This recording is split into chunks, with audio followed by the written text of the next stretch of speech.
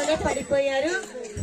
మరి అందరూ కూడా ఉచితం అనేసరికి మాకెందుకులా వెళ్ళిపోయారు. కానీ మరి ఒక చిన్న బిడ్డ మరి వస్తుంది. మరి ఆ చిన్న బిడ్డ ఏం చేస్తుందో కూడా చూద్దాం మనందరం కూడా. చిన్న బిడ్డ ఏం చేస్తుంది?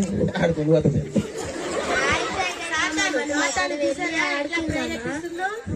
ఆడుకుంటావా?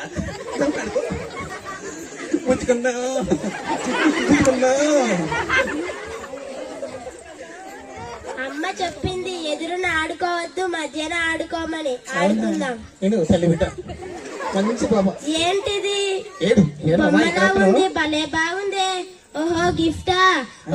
ఓసారి చూసి చూద్దాం, ఓపెన్ చేద్దాం.